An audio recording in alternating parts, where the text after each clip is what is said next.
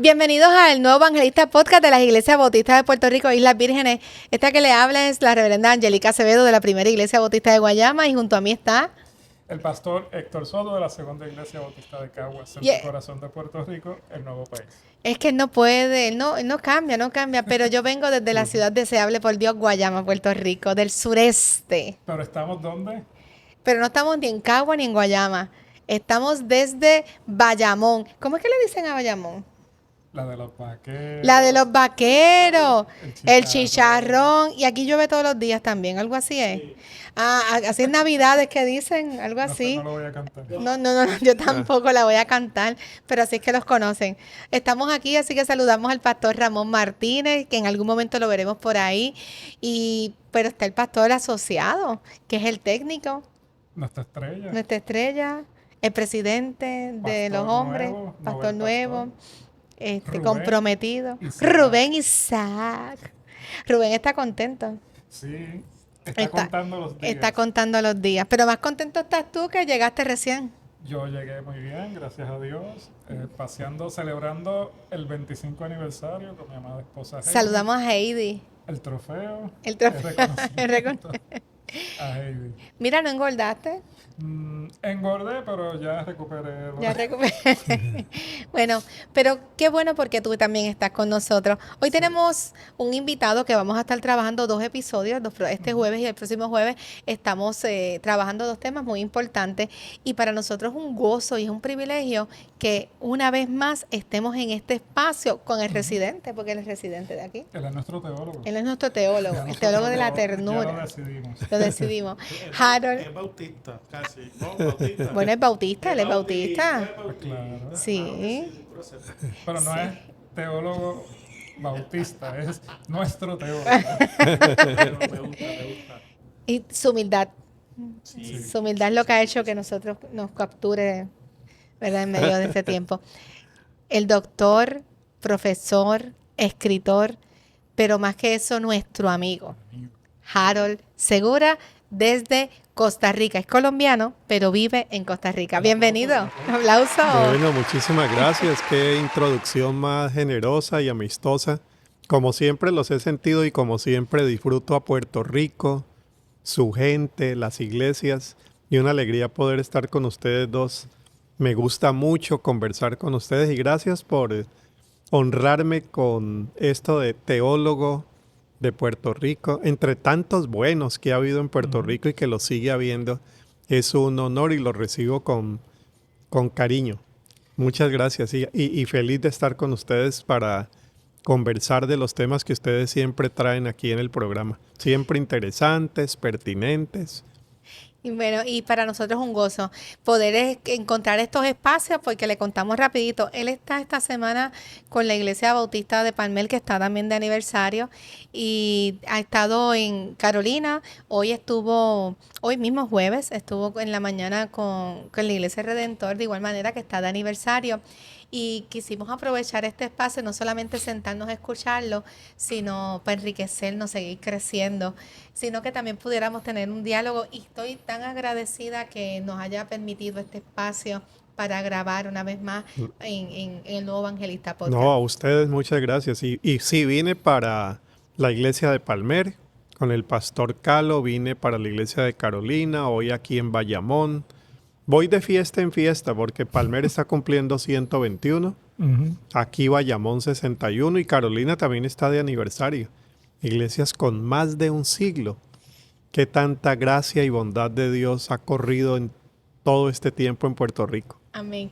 Y yo sé que tanto Caguas 2 como Guayama en algún momento disfrutaremos de poder también tenerlo entre nosotros para que usted tenga el privilegio de conocerlo. ¿Vamos a arreglar eso? ¿Sí? Yo creo que lo podemos arreglar. Sí. Sí. Yo creo que sí. Vamos a trancar la puerta. y hasta que no lo llevemos. Hasta que no nos dé una fecha. Vamos a decir, si no me bendices, no te vas. Bien bíblico. Sí. Bien bíblico. Son ustedes los que más me bendicen a mí. Pero hoy queremos que en nuestro regreso, para que usted se acomode, usted puede buscar lápiz, papel, busque la Biblia, si usted quiere revisar lo que vamos a estar hablando. Anote, porque estoy segura que va a ser, como siempre, va a ser de gran bendición. Y hoy vamos a estar hablando de una iglesia para los demás, porque el próximo episodio vamos a ampliarlo un poquito más, vamos a tener unas reacciones, pero ahorita hablaremos de lo que el Papa León estuvo escribiendo hace poco estos días, Sí, esta sí. semana, con esto de la era digital. Y vamos a estar ahorita hablando porque él también habló sobre la ternura en estos espacios. Pero hoy vamos a darle una introducción, hoy vamos a empezar a calentar motores con lo que son una iglesia para los demás. Así que regresamos en breve. ¿A quiénes nosotros anunciamos ese reino? Al pobre, al marginado. En Puerto Rico Porque estas cosas también impactan nuestra fe. hay un mundo en el que Vemos noticias. para tomar una Nuestra decisión, mentalidad tiene que ser el reino de Dios. pero lo que yo hago es abrirle la puerta. En el nombre de Jesucristo, el testigo fiel. Hazlos santos con tu verdad. Enséñales tu palabra, la cual es verdad. En el Nuevo Evangelista Podcast. Continuamos en esta tarde con el doctor Harold Segura, que ha estado aquí en Puerto Rico esta semana y tenemos este privilegio aquí en el Nuevo Evangelista Podcast. Pero vamos al meollo del asunto. Vamos a entrar a este tema hablando sobre una iglesia para los demás. Yo usaba una iglesia para otros, llegué a utilizar en algún sí. momento en mis predicaciones. Y en este sentido, yendo a la identidad misionera de Hechos 2, como ese tema principal, ¿qué te impulsa, qué te mueve eso de Hechos 2 y la misión? Ujú. Bueno, y pensando sobre todo en esto de Iglesia para los demás, que seguramente ustedes saben, fue uno de los primeros libros que yo escribí. Ya un libro que va por la tercera edición. Acaba de salir la tercera revisada y aumentada. Entonces, mira, siempre ha estado ya por varias décadas esa preocupación de hacia dónde debe orientarse la misión de la iglesia. Sobre todo por la preocupación también de que en muchas iglesias la misión se orienta más hacia ella misma. Ujú. Una iglesia grande, crecimiento, una iglesia poderosa políticamente, socialmente. Entonces yo venía también muy interesado en tratar de desarrollar una misiología que ayudara y que animara a las iglesias a la misión integral, pero sobre todo y una misión hacia afuera, una misión que va desde el centro de la comunidad de fe, pero que llega a la sociedad y donde el Señor le permita llegar. Entonces de ahí viene este énfasis que yo he tenido en iglesia para los demás, o iglesia para los otros, o iglesia hacia afuera, como la entendamos. Y Hechos 2 a mí me llama mucho la atención, porque en Hechos 2 encuentra uno el inicio de una nueva manera de ser pueblo de Dios.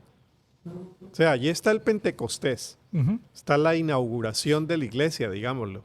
Allí se inicia la iglesia, pero es que se inicia una nueva manera de ser pueblo de Dios.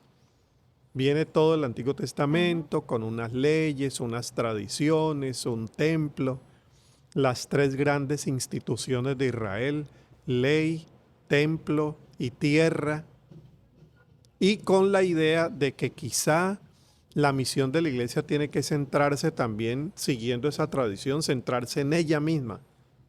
Pero es que en Hechos 2, después del estruendo del Espíritu, es una iglesia que sale. Y sale sin saber hacia dónde va a ir, ni Ajá. qué se va a encontrar, ni de qué va a hablar.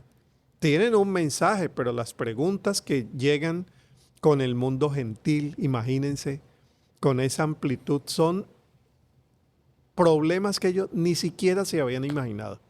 Ujú. Entonces yo pienso que una iglesia para los demás está fundamentada en esa acción del Espíritu Santo que impulsa a la iglesia hacia donde la iglesia siempre tuvo que mantenerse, hacia afuera, orientada hacia afuera. Sí. Y hablando de problemas, cuando comienzas a hablar sobre esto, a dar las conferencias, a escribir, ¿cuántos problemas te causó o qué problemas te causó?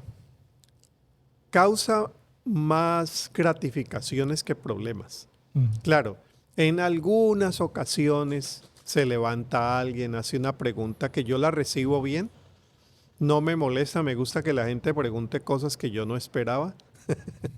No siempre uno sabe responder, pero a mí me gusta escuchar lo que la gente dice. Estaba en Brasil, una vez hablando de la iglesia, tiene que estar orientada hacia afuera, tiene que velar por las necesidades de la sociedad, discernir dónde el Espíritu quiere que uno actúe en todo ese cúmulo de necesidades, porque no estamos para resolverlas todas. Entonces, cuando terminé, vino un momento de pregunta. Era una iglesia ciertamente grande y se levantó una persona. Yo no conocía mucho el contexto político de ese momento en Brasil y dijo: Harold, me ha gustado mucho lo que usted ha dicho. No comparto una buena parte porque me parece que esto es marxismo. Esto suena a comunismo. Nunca había yo identificado iglesia para los demás con comunismo. Y después le pregunté al pastor y me dijo: Harold, es que aquí ahora, por el conflicto que tenemos político en el país, hablar de salir y servir suena a comunismo. Entonces se encuentra uno a veces ese tipo de prevenciones que hay que saberlas también escuchar, porque el contexto de Puerto Rico no es el contexto de otros países, porque en los mismos países hay variedad de contextos. Sí, son escenarios diferentes. Entonces resulta de vez en cuando alguien que te hace una pregunta que pudiera enriquecer también el diálogo. Claro, porque son perspectivas diferentes. Y hay que tenerlas en cuenta y escucharlas. O sea que estamos hablando que este concepto de iglesia para los demás causa problemas. Puede causar problemas. Va a ser un problema, pero no es algo nuevo, sino es algo que lo hemos visto en la historia. Sí. De tener que movilizar, sacar a las personas del individualismo que estamos viviendo, del yoísmo, ¿verdad? Sí, que podemos decir. Así que de alguna manera la iglesia ha caído en lo mismo que se ha demandado, que es lo que mismo Jesús nos viene a enseñar, lo que es el ministerio de Jesús. Sí. Dijiste unas palabras allí que me gustan mucho, el yoísmo. Usaría también otra, una iglesia autocentrada o una iglesia autorreferencial. Entonces, cuando digo iglesia para los demás, yo no quisiera venir con un discurso incómodo. Mire, salgan, iglesia egoísta, iglesia autocentrada, autorreferencial, salgan. No me gusta mucho el discurso de Juan el Bautista, generación de víboras. No, yo lo presento mejor así. Mire, salgan porque de verdad va a haber problemas, pero va a haber un gran problema peor, mayor, si no salimos. Claro. Es que a Juan le falta ternura. Sí. Entonces, mira, ganas cuando sales, pierdes si te quedas. Y la historia de la iglesia demuestra exactamente eso. Cuando la iglesia se volvió autorreferencial, centrada en sí misma, la iglesia perdió la dinámica del evangelio y la alegría del evangelio. ¿Por qué cree usted que la iglesia entró en esa condición? Yo creo que es más fácil, porque nos es más fácil vivir centrados en nosotros mismos. Es más fácil tener ahorros que invertir en el vecino necesitado. Es que es más fácil, es más cómodo el otro que se defienda solo. Pero Jesús trae esa gran paradoja que a mí me gusta siempre mencionar, de el que quiere ganarlo todo, pierde. El que pierde, se entrega y sirve, gana.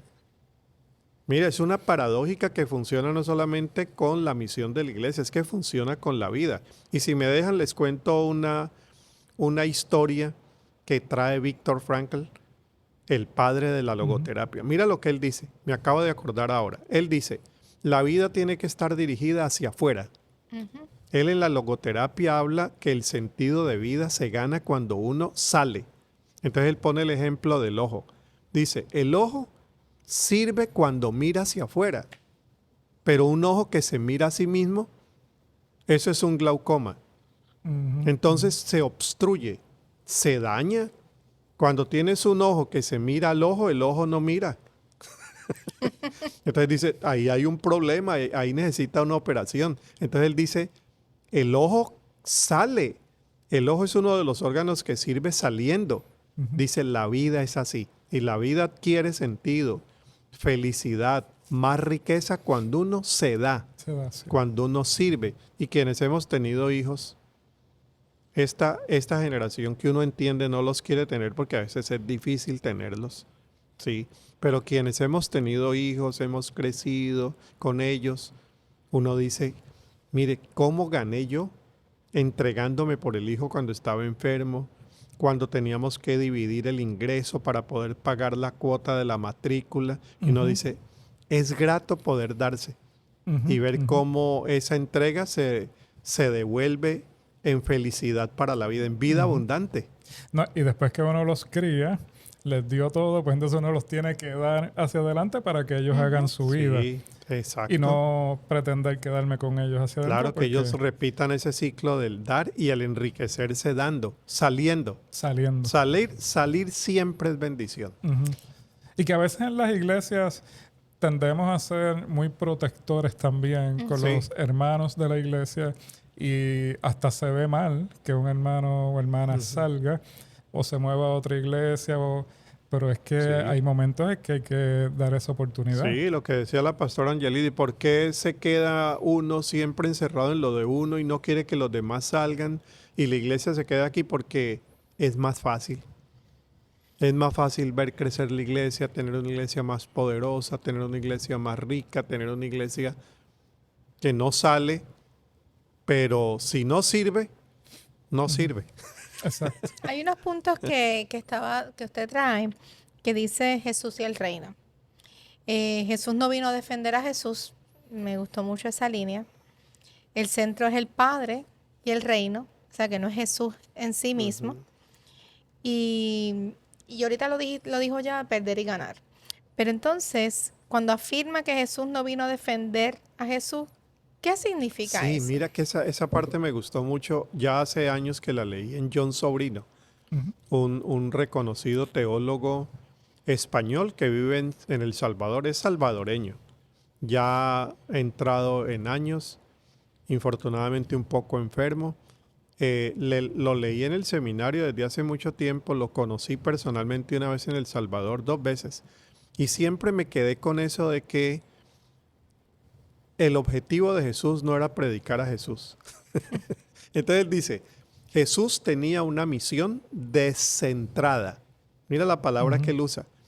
Descentrada. El centro de Jesús no era Jesús.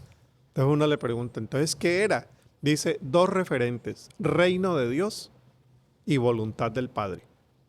Él no estaba para servirse a sí mismo, él estaba para promover reino y para hacer la voluntad del Padre. Un día antes de la crucifixión dice, Padre, si fuera posible por mí, pues no ir a la cruz. Pero Pasa no de mí se esta haga copa. como yo, él no es autorreferencial, sino como tú quieres, porque es la forma de promover el reino. Entonces es una vida descentrada y toda la enseñanza de Jesús es la enseñanza de una vida que saliendo se encuentra a sí mismo y encuentra sobre todo la alegría del Evangelio. Nos quedamos sin palabras. A esta conversación le hace falta un café. Le hace falta un café porque está muy bueno. Así que, ¿cómo se traduce esta visión? ¿Cómo podemos traducir esta visión de la vida de Jesús, de lo que Jesús nos enseña a nuestras iglesias? Sí. Yo creo que una iglesia cuando aprende esa lección de Jesús, aprende la lección del libro de los Hechos, es una iglesia que se enriquece enormemente, enormemente. Yo lo he vivido en iglesias donde la gente dice, sí, es que aquí venimos para enriquecer la vida, pero la misión está afuera. Entonces salen para hacer la misión tradicional, que es fundar una nueva iglesia, evangelizar. Salen a veces para acompañar a iglesias más pequeñas, servir. Esa gente cuando vuelve con una formación que uno en la misma iglesia no le pudo dar, porque se encontró con cosas nuevas, aprendió, dialogó, no pensaba que las cosas eran así, dice, ahora yo entiendo. Bueno, y por otro, salen también para servir en cosas que no son necesariamente de la misión tradicional. El médico sale con sentido de misión a trabajar de lunes a sábado. El abogado sale para servir con sentido de misión. Entonces dice, es que eso le dio una nueva dinámica a mi profesión. Claro, mi profesión es una vocación. Mira el sentido. Sí, sí. Mi vocación es mi llamado para servir y salir a los demás. Entonces, si uno tiene en la iglesia arquitectos que saben que la arquitectura es para servir a los demás, ingenieros, abogados, médicos, políticos, que se llaman servidores públicos, pero no siempre lo son, eso enriquece la vida de la congregación cuando la vida se toma, la profesión se toma como salida hacia la misión. Y termino. Por cierto, la palabra profesión es lo que yo profeso. Tiene un sentido religioso. Ujú. ¿Qué profesas? Profesión. Sí, Mi sí. profesión es precisamente orientada hacia donde está la gente que me necesite, a la cual yo puedo servir. Mira, se enriquece Es un mucho. tremendo tema para ampliar, porque Sí, hay la mucho vida problema de con un ese tema. profesional. Y te lo digo, yo tengo una admiración muy grande, y vale aquí decirlo por el ámbito amistoso que tenemos. Tengo una admiración muy grande por mi hija. Es médica. Y yo a veces tengo que decirle, tiene que ir con cuidado, porque te entregas a veces tanto. Sirve con una alegría que la hace a ella una muchacha muy alegre. Qué bueno. En esa misma dirección, recordé a un amigo que es médico también, ese es su diario, y participa en una misión, va al extranjero a hacer lo mismo, pero viene con nuevas experiencias. Y él me lo cuenta con mucha alegría, con, ¿verdad?, la manera en que pudo atender sus pacientes y cómo los familiares de los pacientes pues, fueron agradecidos. Y él vive otra experiencia Sí. distinta a la que vive día a día. Sí. Y pienso también cuando en la iglesia local pues decide hacer un viaje misionero. Y De hecho, vamos para Colombia Vamos ahora. para Colombia. Sí. Esos 10, 12 hermanos que dan ese viaje misionero, sea local o salgan fuera de su país, pero esa experiencia de 5 o 7 días es tan transformadora Uy, mucho. que aprendieron más que 1 año, 2 años dentro de Ahí la iglesia. está, no se diga más.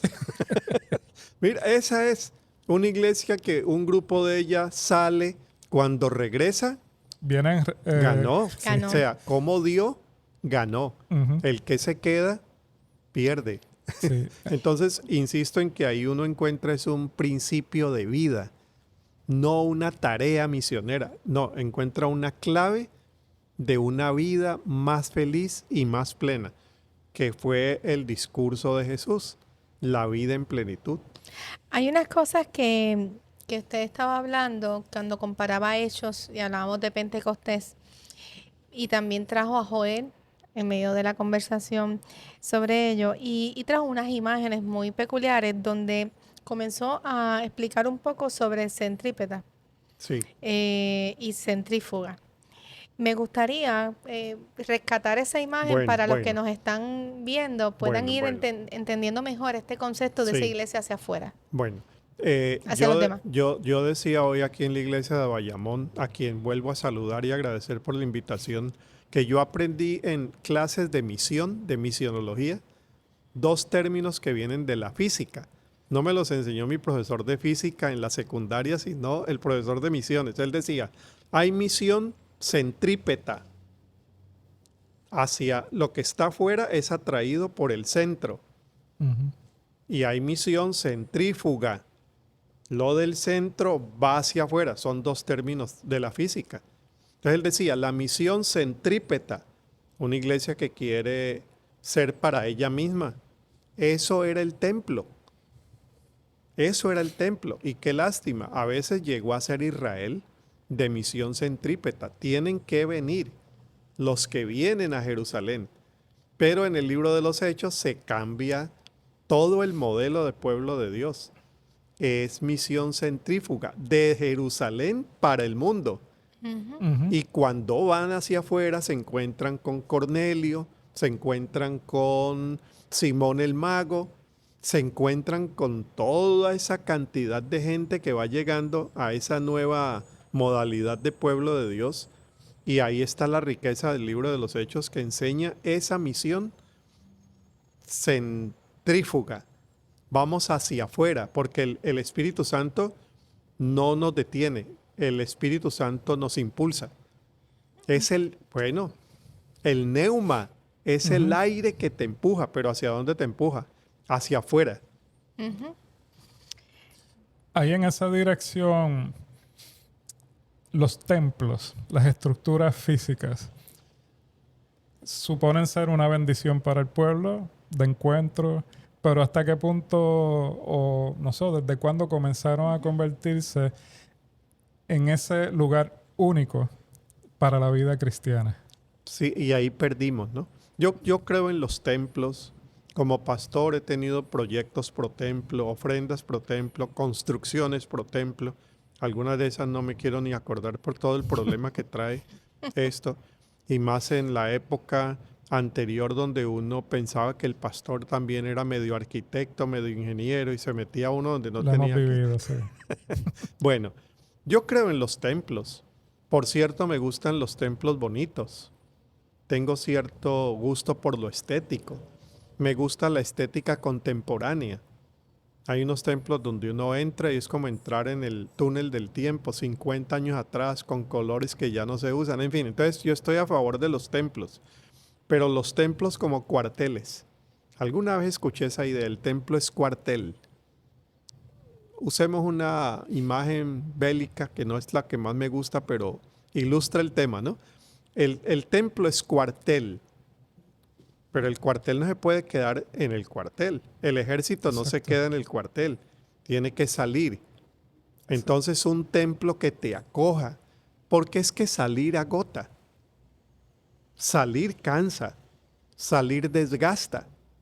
Necesitas volver al templo, donde ahí restauras, donde ahí oran por ti, donde ahí nos animamos a la misión. Somos comunidad. Cantamos, somos Para comunidad salir. que cuida, abraza para yo poder salir.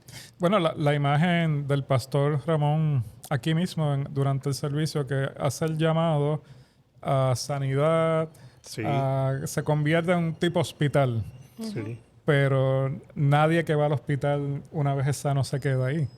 Tan pronto eres sano, Sí. sales. Y bueno, hablando de esa figura del que es sano y sirve, está un texto en el Evangelio de Marcos cuando la suegra de Pedro es sanada.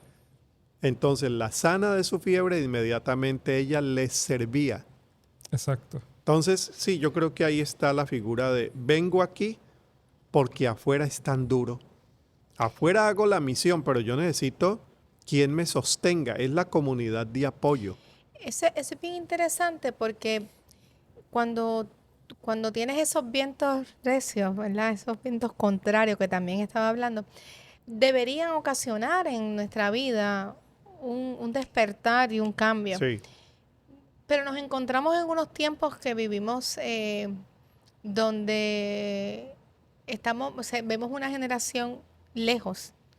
Yo no sé si responde en la Biblia hay un momento dado donde dice que una generación que no conoció a Jehová. Y cuando nosotros encontramos esta iglesia para los demás, nosotros estamos llamados para poder ir a estas personas y que se siga proclamando. ¿Qué es lo que ocurre en Pentecostés? Que se mueve, es salir de adentro hacia afuera para llegar. Entonces, pero vemos, quiero detener, yo sé que a lo mejor nos debemos un poquito, pero ¿qué ocurre cuando tienes una experiencia, pero retornas nuevamente, como si nada hubiera pasado? Yo creo que a lo mejor otro tema, pero me gustaría como que a simple sí. poder rescatar algo, porque debe ocurrir un cambio. Una iglesia que sale y no aprende. Exacto. Entonces viene resentida. Y hay que entender, porque es que el mundo hacia el cual dirigimos la misión es agresivo. Es agresivo. Sí, Hay mucha gente que va, por ejemplo, al campo de misión tradicional o las misiones llamadas integrales. Gente que va, por Y a ejemplo, los días se servir les olvida. como médico a unas zonas difíciles. Vuelven heridos, golpeados. Eso hay que entenderlo también, y la iglesia necesita entender que la misión tiene un costo. Para muchas personas es difícil. Entonces la iglesia es centro de acogida. Eso hay que entenderlo, centro de restauración, donde vuelve y se restaura el ánimo. Y uno encuentra como, por ejemplo, en el caso de los discípulos, ellos van y regresan queriendo que descienda fuego del cielo y acabe con esos de afuera. O sea, uno llega tan cansado de afuera. Y es que mire, salga uno a ver las discusiones que hay afuera. La polarización política, ideológica, las discusiones agresivas que hay. Cuando uno regresa al templo, yo a veces regreso como los apóstoles. Señor, mandamos que descienda fuego del cielo y acabe con esos. Porque es que desespera. Claro. ¿Ves? Desespera.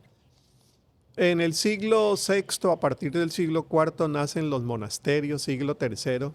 Ellos dicen, esto afuera está tan duro que mejor busquemos refugiarnos. Había un sentido positivo, pero después eso se convirtió en refugio para ni abrir la ventana, porque eso afuera está tan duro que mejor nos quedamos aquí.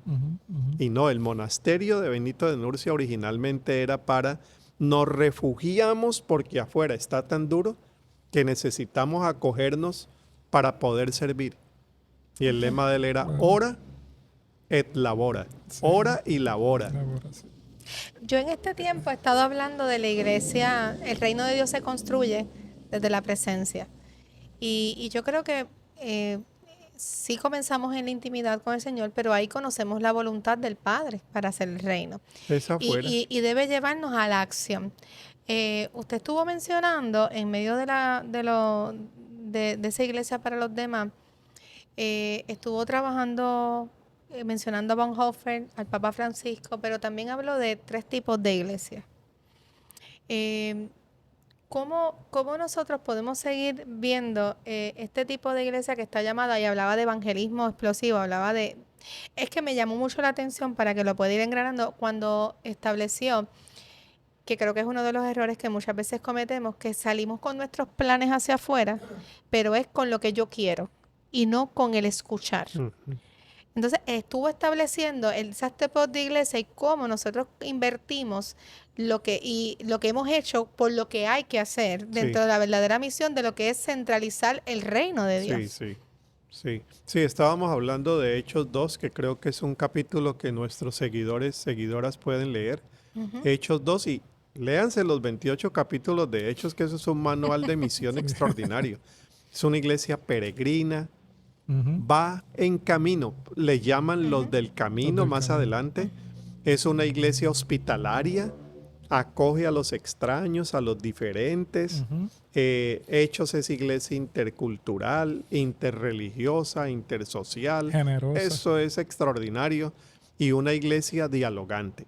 Entonces me preguntas por lo de dialogante. Hay una forma de evangelizar tradicional que es, yo tengo una propuesta, tú escuchas, yo te la presento. ¿Válida? Sí, válida. ¿Tiene vigencia? Tiene vigencia, pero yo encuentro en Jesús y en el libro de los Hechos otra forma de evangelizar que no es proponiendo, sino escuchando las preguntas que la gente tiene. Y así el evangelio es una forma de responder a lo que te preguntan. En el libro de los Hechos podría mencionar como 5 ocasiones donde la pregunta se levanta y la evangelización es una respuesta. En el Pentecostés, ¿están borrachos? Entonces Pedro dice, aquí tengo el mensaje. Respondo, no, un momento, borrachos no. Lo que pasa es que hemos tenido una experiencia del Espíritu. Joel dice que, y eso es lo que está pasando. Bueno, entonces, si la evangelización fuera respuesta, requeriríamos tener una escucha atenta para escuchar las preguntas. Y yo no dije aquí en Bayamón algo que voy a decirlo ahora. Y cuando la pregunta no se produce, cuando la pregunta no se produce, la pregunta se estimula. Tengo unos colegas de World Vision en África que hicieron un pozo de agua para una población muy pobre. Cuando ellos hacen lo que hacen, están estimulando una pregunta. Entonces la gente viene y pregunta, ¿y a ustedes qué los anima a venir desde tan lejos a hacernos un pozo? Estimulaste la pregunta y ahora viene la respuesta. Es que nosotros somos seguidores de Jesús que nos llama a servir al necesitado. Qué tremendo. Cuando una persona va y visita a un enfermo, una persona en necesidad, acompaña al otro, no la hace para evangelizarlo, pero dejas una pregunta en el aire, flotando, y a veces se da, ¿qué te anima? ¿Por qué lo hace? Y el evangelio termina siendo una respuesta.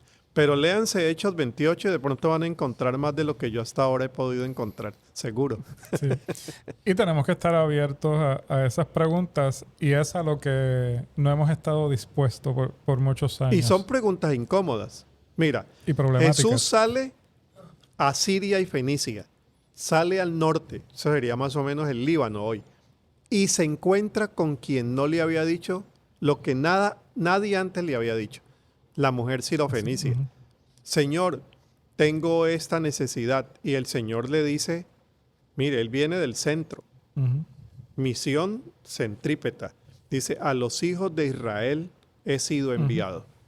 Y ella se inventa otra forma de responderle y le dice, a ver, pero bueno, sí, yo entiendo, yo respeto eso, yo los conozco a ustedes, siempre han sido así, pero ¿qué tal si imaginamos lo de los perritos que comen de las migajas que caen de la mesa? Y el Señor, lástima que no hayan filmado eso. Yo creo que el Señor se llevó la mano a la cabeza, se rascó y dice, yo esto no me lo había encontrado. Pero eso se lo encuentra en la frontera. Exacto. Y dice, mujer, no he encontrado allá, no he encontrado la fe que estoy encontrando aquí. Vete, has encontrado la respuesta. Tu fe te ha respondido. Y algunos opinan que a partir de allí Jesús comenzó también a incluir unas formas de misiones más amplias. No me atrevería a afirmarlo, pero queda la pregunta como que la mujer lo puso a pensar. Uno se encuentra cuestionamientos afuera que después viene a la iglesia y dice, muchachos, esto puede ser mejor. Me gustaría, ¿verdad? Yo sé que queremos dejar aquí algo en el tintero para grabar el próximo. Pero nosotros hoy tenemos un público pequeño, pero tenemos uno. Y yo quisiera que uno de ellos pudiera hacer una pregunta como si estuviera la gente hablando, representando a los que nos ven en línea. Hay un valiente. Hay un Mejor valiente no pues, por preguntarle ahí. porque este público que está aquí es un público con una madurez que yo temo ya las preguntas que van a traer. Ahí Rubén. Ahí, Rubén tiene el micrófono, se Sí, pueden acercar. acérquese ahí. Gracias. Por Sí, acá. ahí. Qué bueno, agradezco esa invitación de la compañera para compartir este programa. Para nosotros es un tesoro tenerlo. Cuando estábamos escuchando esta mañana, me vino a la mente, estamos hablando de la iglesia y lo que representa ser una iglesia centrípeta y ser una iglesia centrífuga. Y me vino a la mente el educador brasileño Paulo Freire. Paulo Freire escribió uno de sus libros que para mí es una joya, sobre la educación para el oprimido, donde él establece un concepto que yo no había escuchado hasta que lo estudié, el concepto de la educación bancaria. Sí. Él decía, nos hemos acostumbrado a tener un tipo de educación, de hecho yo pertenezco a esa generación, donde los maestros pues te llevaban la pizarra allí y tú copia todo eso, y prepárate con todo eso para el examen, Eso era como coger el cochinito, ¿no? Llenarlo. Está ahí, el banquito. Y luego prepárate para que lo vacíes el día del examen allá. Y Freire decía, eso no es educar. Sí.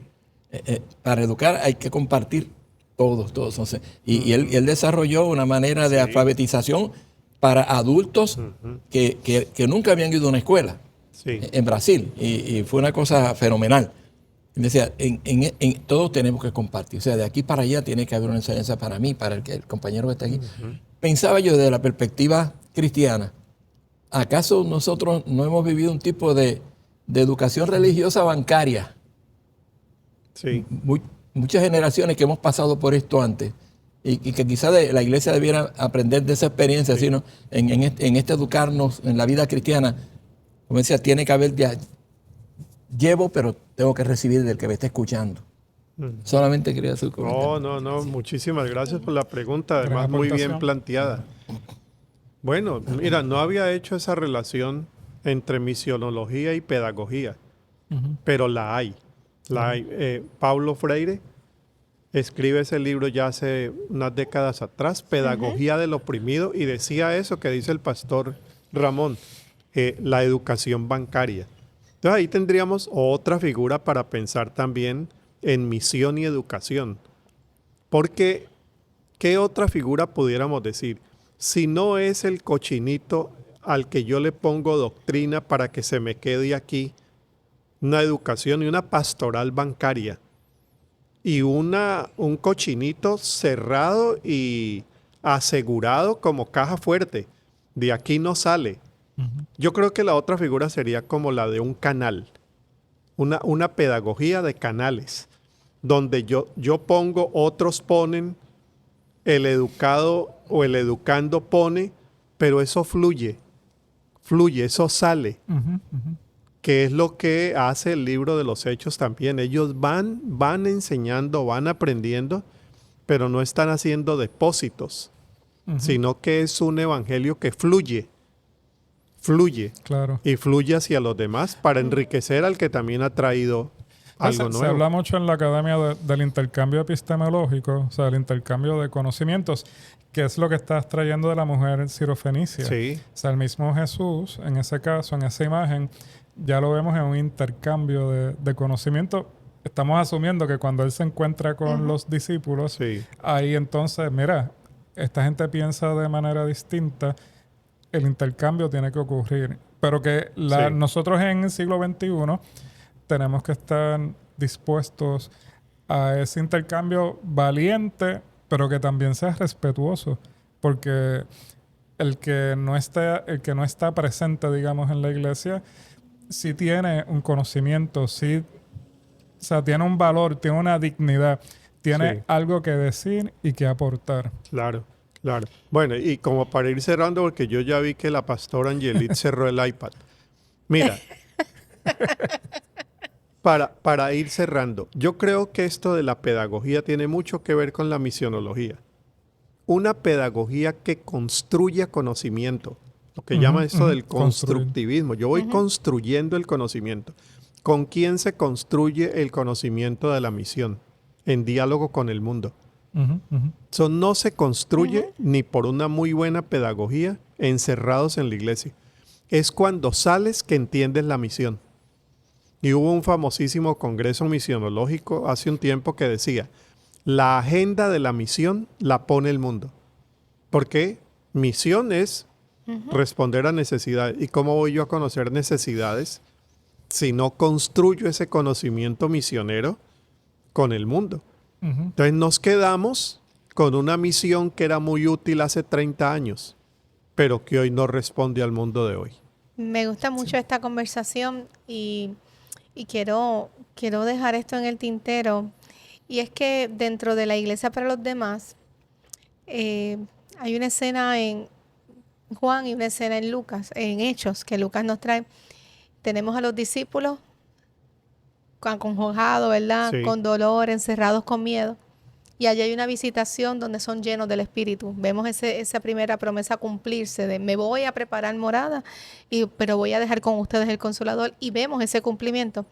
Pero entonces vemos en Hechos ya que ya no están encerrados en un lugar, como bien lo estuvo trayendo, sino que ahora son llenos, Pentecostés son llenos, pero son para seguir llegando a los lugares que Jesús no llegó. Sí, vamos. Porque Jesús se concentró, ¿verdad?, en unas áreas, tenía su limítrofe, ¿verdad?, su área a alcanzar, pero la idea era que aprendieran para luego continuar. Y vemos cómo se expanden. Y llegan lejos. Y llegan lejos. Y aun cuando Él nos dio unos toquecitos más allá.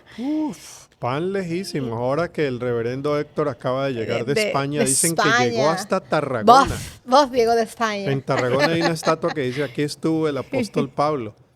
Seguro. Seguro. Entonces, eso nos deja para retomar en el próximo diálogo. Hablamos entonces que la Iglesia para los Demás está llamada a ser una iglesia que peregrina, una iglesia que es hospitalaria, pero una iglesia también que tiene diálogo. Sí. Así que eso es lo que va a provocar a una iglesia para los demás, que se abra en esas tres áreas. Y hay una cita de Bonhoeffer que me gustó, no sé si quiere terminarla con ella. Sí, Bonhoeffer dice que la iglesia tiene que ser para los demás, y el testimonio de él ratifica lo que eso significaba, porque finalmente Bonhoeffer, pensando en la gente que estaba sufriendo en esa época del nazismo de Hitler, entrega su vida, busca el bien para los demás. Entonces tiene mucho valor que hable de iglesia para los demás, alguien que entendió su vida y su misión así. Una iglesia de puertas abiertas que corre riesgos y por eso enriquece la misión. Gracias.